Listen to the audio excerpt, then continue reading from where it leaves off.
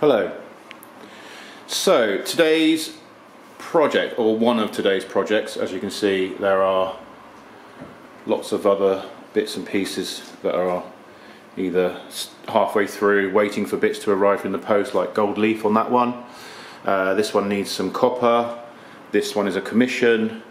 Lots of bits that are either finished, halfway finished, or waiting to get finished.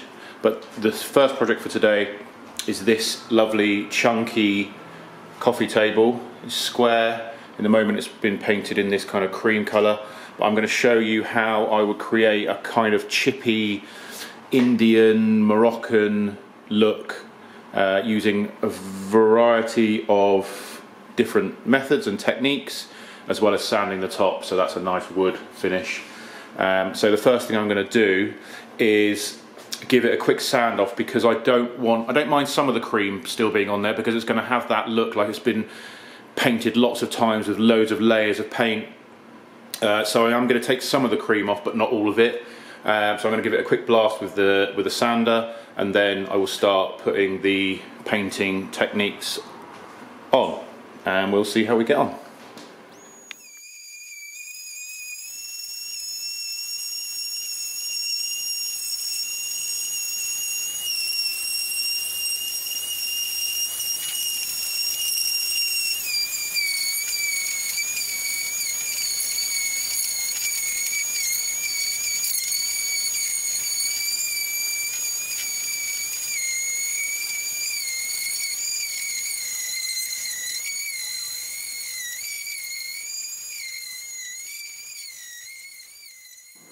I've been round and sanded as much as I'm kind of needing to do, really.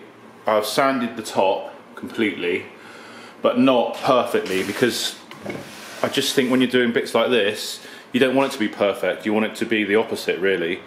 And also with the sander going over, you can see that it automatically takes off the paint in the areas that would naturally get more worn. So bits that are sticking out, like these bits here, and obviously, so if that was in someone's house for years and years and years, those layers of paint in those areas would get more worn than other places. So you can see where it's indented into this kind of pattern, the paint stays, and then when I run the sander over the top, the paint comes out of those areas. So I'm just going to add to that by putting different layers of paint on, and hopefully it should give a really nice effect when it's done. I'm all set up and ready for painting. The predominant colour of the table is going to be French Chic Steel Teal in the Alfresco range, and then it's going to have underneath, so it's like layers of paint, it's going to have a little bit of red and a little bit of mustard. So what I'm going to do for this technique is I'm going to mix the paint with a bit of plaster. That creates a more textured paint, which you stipple on. I use one of these brushes. It's a chalk paint brush, and French Chic do those as well. So I've got two large, and I've just stolen a small one as well from stock, which I think is going to help a lot. So what I'm going to do now is I'm going to mix up some of the mustard with the plaster, and then I'm going to start stippling that on, and then I'll explain a little bit more about the technique in a minute. So what I've done, I've put some of the mustard, which is this hot as mustard in the Lazy range from French Chic. It's a lovely colour, and I'll put some of that in this pot for mixing. Put a little bit more in, and then a handful of plaster. That goes in as well. Give that a really good mix until you get a nice thick consistency. Don't want it too thick. I don't know if you can see in there, not quite mixed up yet, I'll keep going. So I give that a good mix up, and then we should be ready to start putting it on. Beautiful, lovely. Right, so I've got a pot of red, there's my yellow, and a pot of red mixed up with the plaster. And what I'm going to start doing is, you don't have to be too careful with this obviously, because you want it to just be like it's been, almost like it's been painted badly.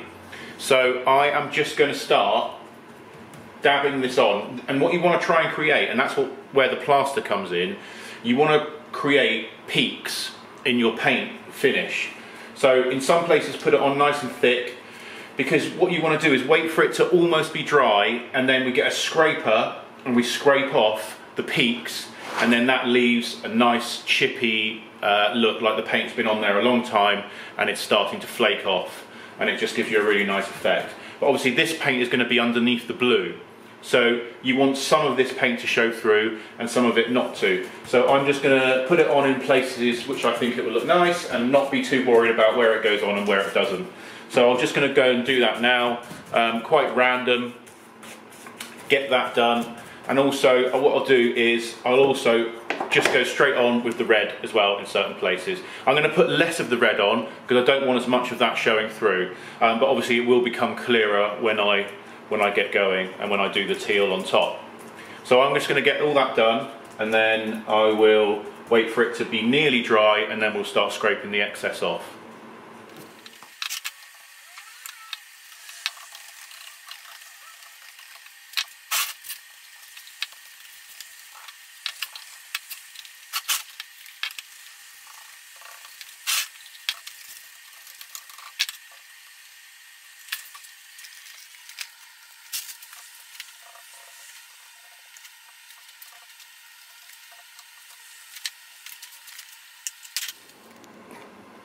So that is the yellow and red done. As you can see, I've done more yellow than I have red. It looks really weird at the moment, obviously, but if you think 99% of this surface will be completely sanded clean, so you'll just have the very small hint of the colours underneath, and obviously the teal as well. And this whole bottom area will be covered with the teal, and then just certain areas will show through when it's been scraped and sanded, and I've completed the other techniques that I'm going to show you later on. So what I've got to do now is wait for that to be nearly dry, and then I'll get my scraper out and I'll scrape the peaks off, which should hopefully leave that kind of chippy effect underneath. Will just add to the overall effect when I finish the piece. So the table is ready now for scraping the peaks off. The paint, as you can see on the top here, is pretty much dry, just apart from these peaks. So I've just scraped this little section here just to show you that you kind of get a good effect of the paint showing through some of the wood, some of the colour underneath, some of the red, some of the yellow. So it just takes off those peaks and creates a more natural chippy effect, rather than just sanding off the corners like you would do on, say, like a shabby chic piece, which I don't personally think looks as good. So I'm just going to go around and scrape the whole table. I've just got a normal scraper here, which I'll use. I sometimes use a standing knife blade, sometimes get a bit of sandpaper out. I often use the sanding sponges because they're really good. So it doesn't really matter, it's just creating that layers of texture and layers of interest that people have over the years have been painting this piece over and over again, and it's sat in the corner of someone's house for a long time, and it just gives you that kind of antique vintage look.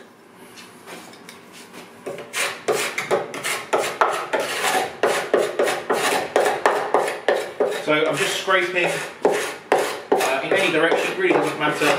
It just takes off the peaks of paint. Just leaves you with an interesting chippy effect. So obviously when I put the teal on over the top, most of this paint's going to be covered up anyway, but the bits that are showing through, you want that paint underneath to have an interest as well. So it's good to get this done now, and then when you put the colour, the final colour over the top, it looks even better. So it's worth spending a bit of time doing this, so I'll get that done now. I finished scraping. I finished off with a standing knife blade, just being careful, just to hold it there because it's blooming sharp, and kind of trying to start getting the look that I want. I know it doesn't look much at the moment, but actually this is the kind of the look that you want underneath your primary colour. Just like it's been painted badly in the past and scraped off and worn off, and then when you put the paint over the top and then scrape that back, some of these colours show through. So I'm going to get the teal colour mixed up now with some plaster, and then I shall start painting that in a minute.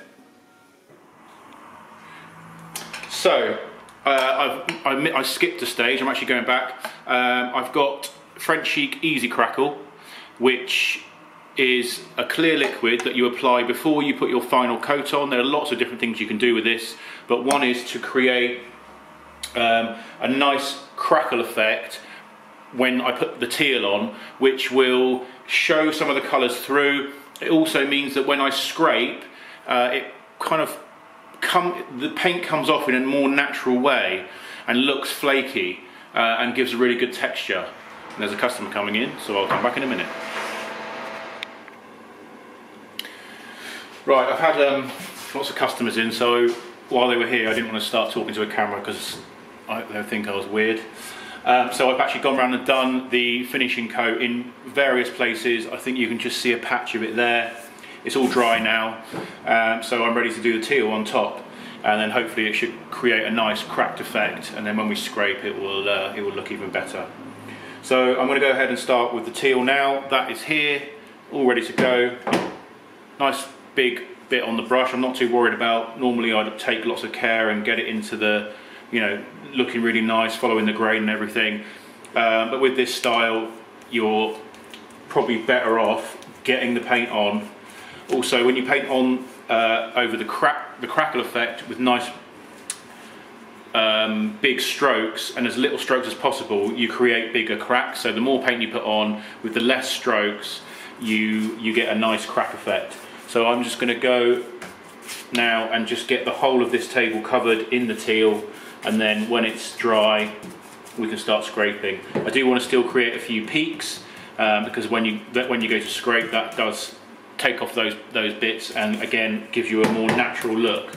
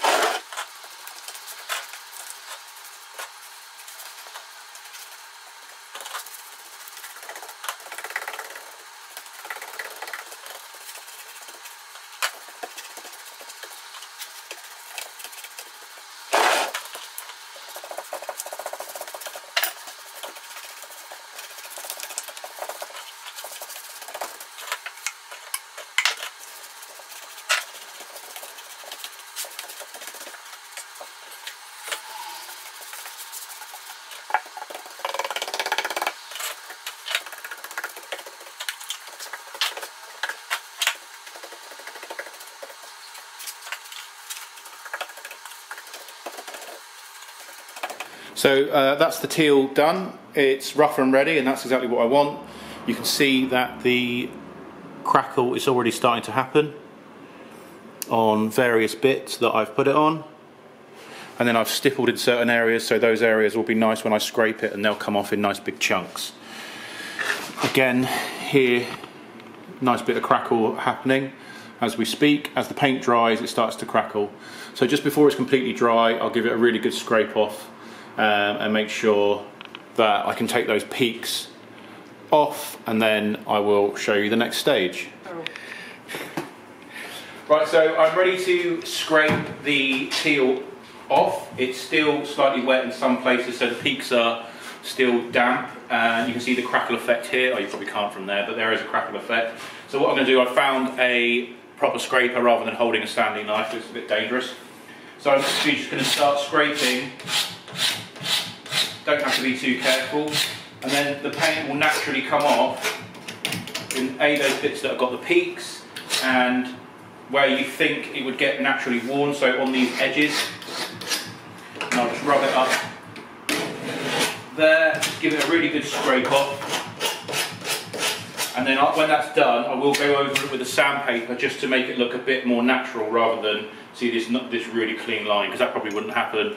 So I'll go over with sandpaper afterwards. So I'm just going to go around the whole piece now, just giving it a gentle scrape and then pressing harder in obviously in other places where it needs.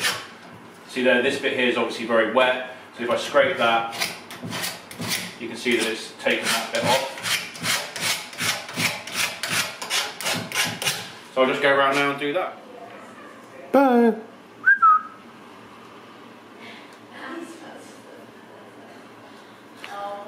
Here she comes. Hello. That's enough for you. Right, so I have scraped the teal colour, and this is what it's looking like. I've actually sanded the top as well with a 50 grit and then a 80 grit and then a 120 grit. Unfortunately, this bit here I've just found out is actually a veneer. So, but once I put a bit of dark wax or a stain on there, I don't think it will show, and actually just adds to the look anyway, so it's absolutely fine. If it was another piece of furniture, it might annoy me more, but I'm fine with it. So there we go. And actually, having had discussions with my wife, we have decided that we are going to add another colour, and that colour is, this is being brave, this colour. It's called Plum Pudding. It's in the French Chic Lazy range, and it is lovely. So we've decided that we're going to put more crackle on, and we're going to go into these cracks and crevices with the plum pudding, and we're going to add another effect just for the purposes of the video, and we'll see what it looks like. Bye!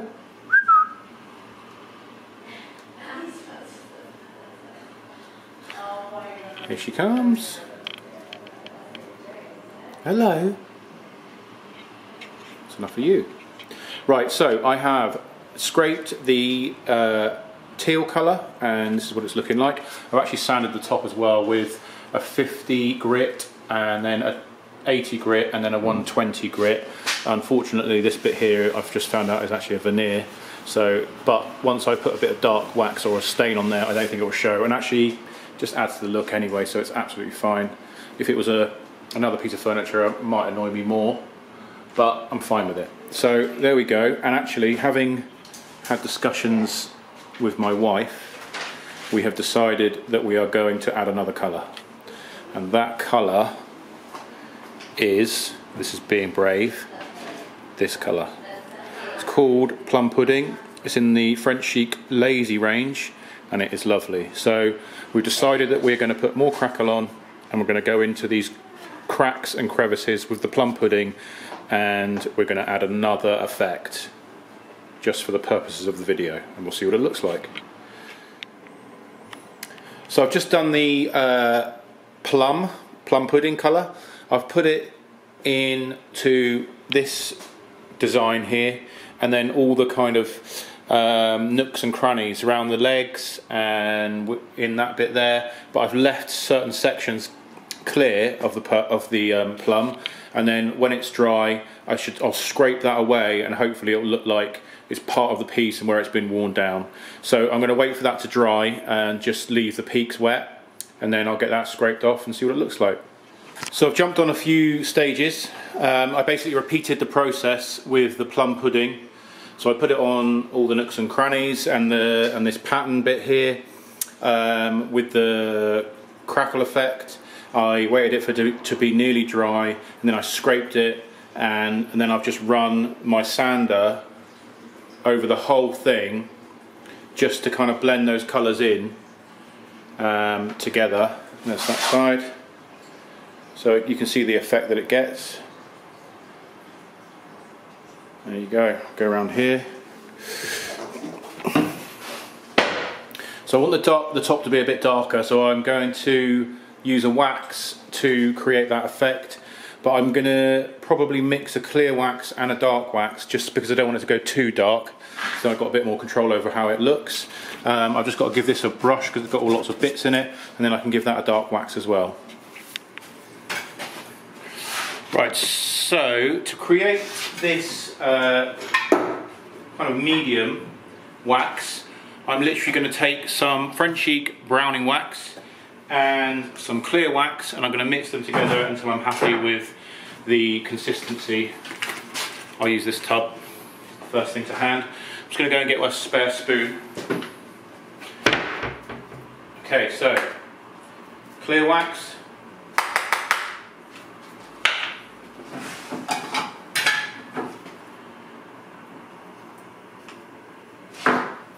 browning wax, the two together. I'm going to give those a mix up. Actually, that's not the best thing to do it in. I'm going to do it in something else.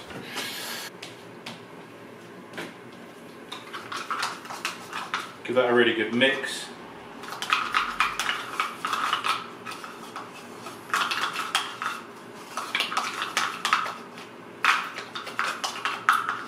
And you end up with something in between.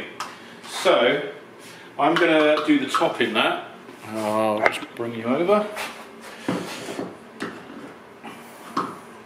So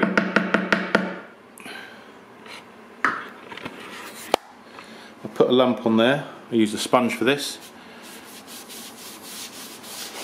And I'm just going to rub that in. So I'll get all of that done, and then I'm going to wipe it straight away. That's the wrong sponge. With kind of a cloth, a dry cloth, to really seal that wax in and make it nice and shiny. Like lots of people have had their hands all over it for years and years, and it's had layers and layers of wax.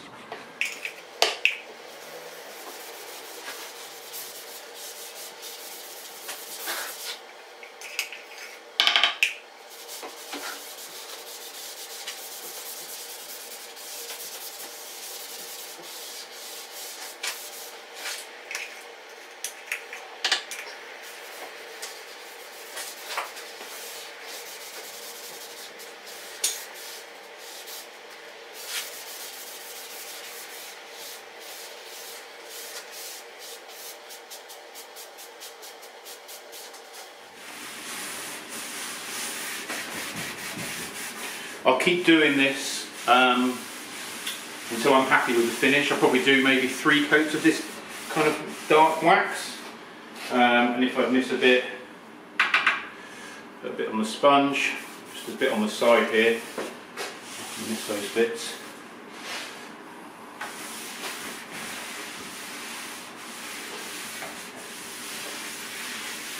In a minute I'll do another coat of that and give that a really good polish so it sinks in, and that's looking good.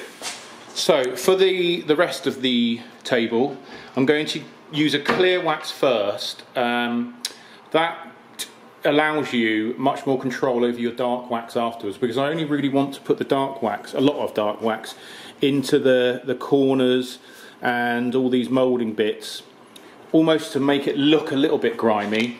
And like it's been there a long time. It just helps to add to the kind of vintage, older look. So I'm going to do clear wax first, and then I'm going to go give it a really good wipe over with the flannel, and then I'm going to go over with the dark wax.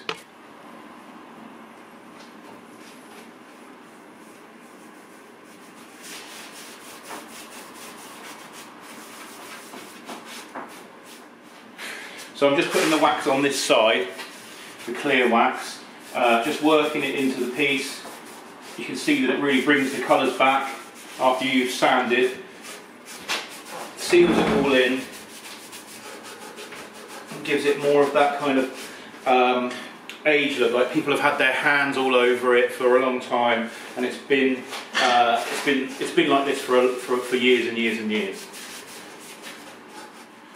So now I'm going to apply the browning wax, and for this I'm going to use a wax brush. This really helps you to get the browning wax into all the little crevices and the corners and all these bits that you would think that normally would get a bit grimy, because that's the kind of look you want. It's like grime without it being dirty. A natural look that looks like the table has been there a long time. So obviously I'm putting quite a lot on, but a lot of this will be wiped off when I go over with the cloth.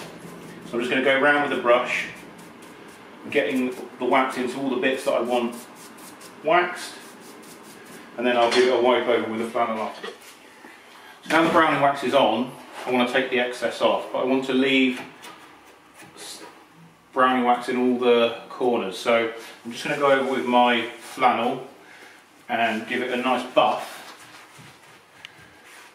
and it should naturally stay, if I don't press too hard, it should naturally stay in all the bits that grime and dirt would normally get into, or bits of old varnish or stain that didn't get flaked off in the years and years that the table's been sat around.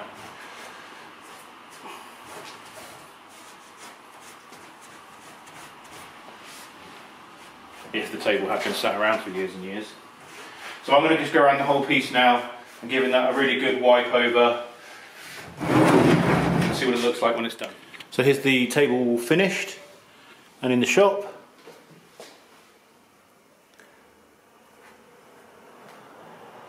You can see the effect that you can get. I've put another coat of dark wax on the top, and that's looking like a nice rich brown colour now. So there you go. There we are. Thank you very much.